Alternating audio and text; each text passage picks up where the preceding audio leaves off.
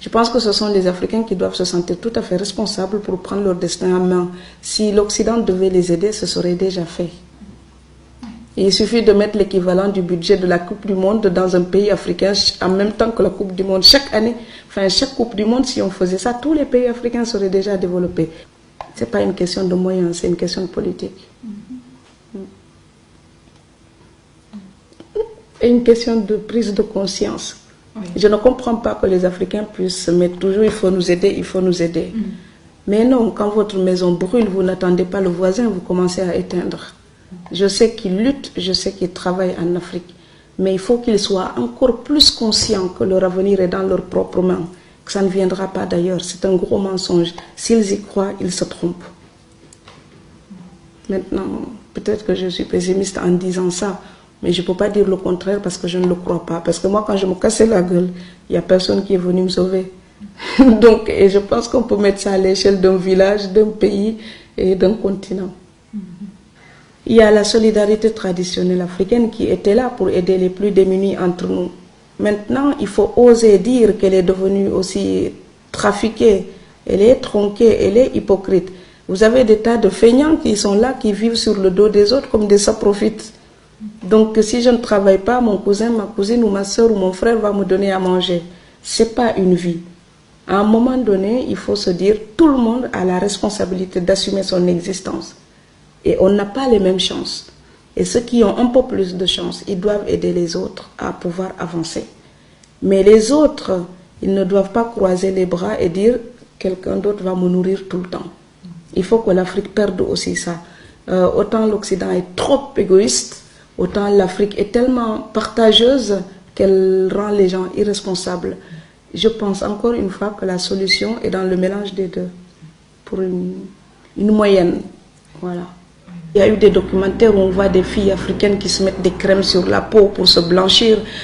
Vous avez des filles africaines qui font des régimes pour devenir comme ça, comme les top modèles. Enfin, non. On est cambré, on a des petites joues, ça fait des trous quand on sourit et nos fesses sont rebondies dans nos jeans. Mais c'est sublime. Donc il faut que les gens apprennent à respecter leur nature. Mais quand je suis au Sénégal aussi, ils disent sénégalaise, je leur dis, c'est plus dur d'ailleurs de le rectifier là-bas. Parce qu'eux ils disent sénégalaise, je dis franco-sénégalaise. Parce que je suis sénégalaise, mais je ne renie pas ce que l'autre culture m'a donné aussi. Parce que je respecte. Donc je suis vraiment franco-sénégalaise. Et quand je suis ici, qui me présentent dans des villes en Europe et ils disent écrivain française, je dis non, franco-sénégalaise. Parce que si je n'avais pas été franco-sénégalaise, mes livres n'auraient pas la réalité qu'ils ont, ce que je dis là-dedans. Il y a beaucoup d'immigrés qui sont là, qui n'osent même pas aller en vacances parce qu'il faut économiser pour le billet, économiser pour les cadeaux, pour tout le clan. Ces gens-là, quand ils n'osent plus partir en vacances, ils ne sont plus en liberté. Ils sont pris en otage par un système traditionnel qui fait d'eux des esclaves, qui produisent pour entretenir des gens qui vivent psychologiquement mieux qu'eux. Donc, à un moment donné, il faut aussi que l'immigré soit conscient qu'il est devenu un instrument d'une tradition qui est falsifiée, qui est modernisée pour devenir profiteuse et capitaliste. Cette tradition qui était sociale et humaine, elle se tourne vers le capitalisme. Donc on profite de l'autre pour mieux garder le peu de choses qu'on a. L'immigré ne doit pas accepter ça. Il ne faut pas mentir aux nôtres. C'est à nous les immigrés d'enlever le mensonge des immigrés pour l'apparence. C'est confortable d'arriver au pays de faire comme si on roulait en Jaguar en Europe et avec un jet privé, alors qu'on était simplement boy ou femme de ménage ou quelqu'un qui souffre dans un travail très très dur et mal payé. À un moment donné, il faut oser dire au pays, chacun lutte sous tous les cieux. C'est pareil. C'est pas parce qu'on est en Europe qu'on a tout à distribuer comme ça. Bon, moi je veux aider les gens, je suis consciente du manque. Mais il faut qu'ils soient aussi conscients de mes peines en tant qu'exilés. Or, nous, on oublie parfois de nous demander si on va bien. Et on nous appelle, il faut envoyer ça, ça, ça et ça. Je dis, attends, dis-moi d'abord, est-ce que tu vas bien? Puisque tu ne peux rien me donner, donne-moi un peu d'amour. Après, tu pourras demander matériellement. Mais nous aussi, on n'a pas besoin de leur aide matérielle pour vivre. On a besoin de leur soutien psychologique. On a besoin de leur amour pour pouvoir trouver la force d'aller gagner ce qui nous permet de les aider matériellement. Et ça, parfois, ils l'oublient. Donc, ils n'oublient pas nos devoirs vis-à-vis d'eux, mais ils oublient que nous aussi, on pourrait attendre quelque chose d'eux. Il y a l'égoïsme du pauvre. On a tendance à l'excuser tout le temps. Mais le pauvre, il pense toujours qu'il n'y a que lui qui est malheureux sur terre. C'est terrifiant. C'est pour ça que je dis le tiers-monde ne peut voir les plaies de l'Occident. Les siennes l'aveuglent.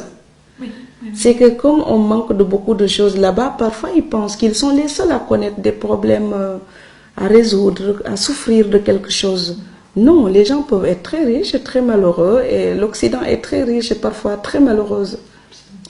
Très malheureux, l'Europe, j'ai pensé. Et donc, ce décalage entre l'immigré et la famille se joue là. C'est qu'ils pensent comme l'immigré est censé vivre mieux, il est forcément bien dans sa peau. Eh bien, il y a une autre tragédie qui est épargnée aux pauvres. C'est le jour où on a gagné tout l'argent nécessaire pour mener la belle vie.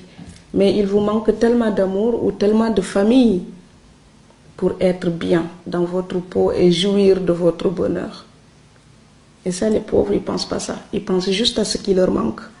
C'est peut-être une chance d'ailleurs. Et en écrivant, j'ai voulu mettre l'absurde jusqu'au bout. C'est-à-dire quand les gens sont capables d'une certaine bêtise, ce n'est pas la peine de rectifier tout de suite. Il faut les laisser aller jusqu'au bout de leur bêtise. Quand ils cognent au mur, ils reviennent tout seuls et ils respectent. Il y a dans le visage de l'emploi et puis Cunégonde à la bibliothèque, il y avait un patron, quand j'arrivais, il disait « Ah, Cunégonde est arrivé !» Et Cunégonde, c'est un personnage horrible de Candide de Voltaire. Et il disait ça pourquoi? Parce qu'il pense que je ne pouvais pas comprendre la référence littéraire. Et un jour, on s'est réellement croisés à la Bibliothèque nationale de Strasbourg.